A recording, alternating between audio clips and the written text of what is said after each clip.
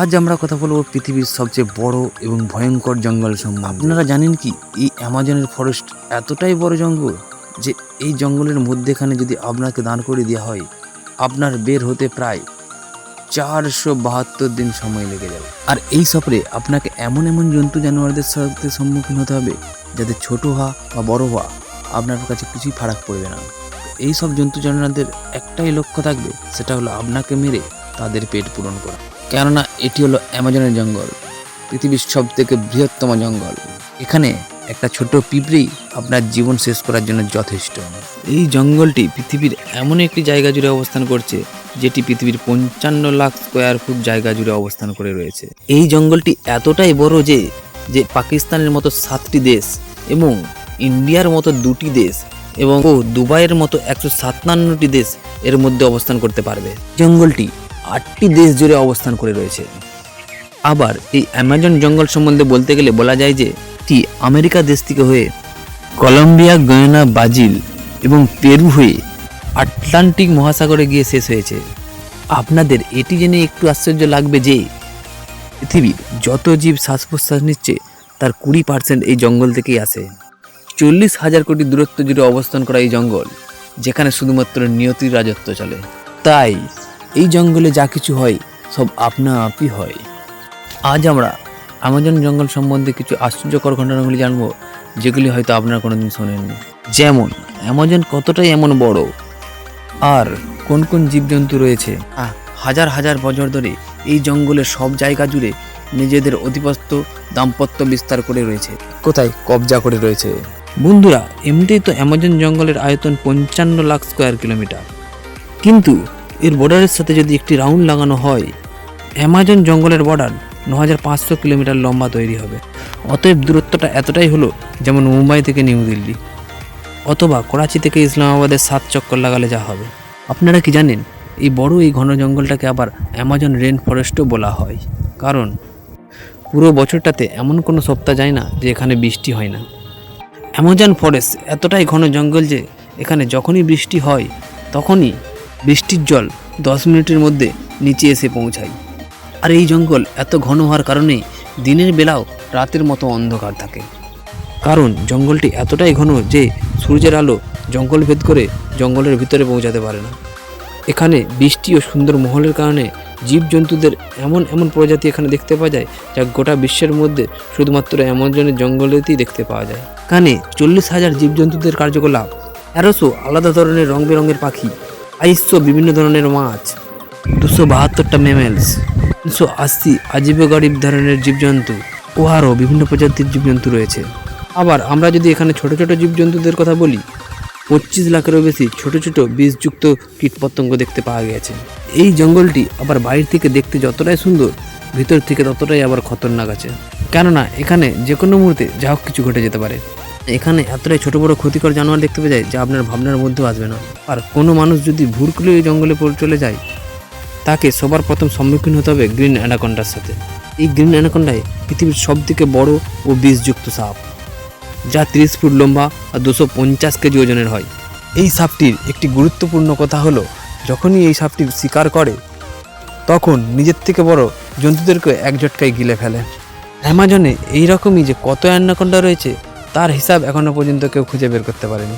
কিন্তু এখানে অ্যানাকোন্ডার সাথে সাথে কোবরা ও পাইথনের মতো হাজারো প্রজাতির খতরনাক সাপ রয়েছে। কখনো না কখনো নিশ্চয়ই আপনাকেও পিঁপড়েতে কেটেছে, কেননা এই পিঁপড়েগুলো খুবই ছোট হয়, কিন্তু এরা যখন মানুষের শরীরকে কামড়ায় তখন মানুষের শরীর পুরো কেঁপে ওঠে। আবার অ্যামাজনের জঙ্গলে পিঁপড়ের এমন একটি প্রজাতি দেখতে পাওয়া যায় যাদের কামড়ানো খুবই দর্দনাক হয়। রেড অ্যান্ট নামে পরিচিত নিজের শরীরে বিষ রাখা এই পিঁপড়েটি পৃথিবীর সবচেয়ে বড় পিঁপড়ে, যা কমসে কম 4 সেন্টিমিটার লম্বা হয়। ভুল করেও যদি এই পিঁপড়েটি কোনো মানুষকে কামড়ায় থেকে তৈরি হওয়া দর্দ এতটাই হবে যে সেই মানুষটি জীবন অবধি চলে যেতে পারে। এই পিঁপড়েটিকে বুলেট অ্যান্ট এই জন্যই বলা হয়। যে সমস্ত ব্যক্তি এই পিঁপড়ের শিকার হয়েছে তারা বলেছে যে এর দর্দ গুলি লাগার মতো।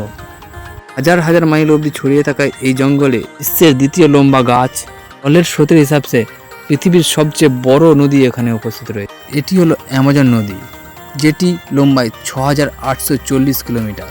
গোটা অ্যামাজন জঙ্গল জুড়ে যে বৃষ্টির জল জমা হয় তাই এই নদী দিয়ে গিয়ে সমুদ্রে পড়ে। প্রায় 329 ফুট গর্ত এই নদী, যেখানে থাকে হাজার হাজার খতরনাক বড় বড় মাগুর মাছ।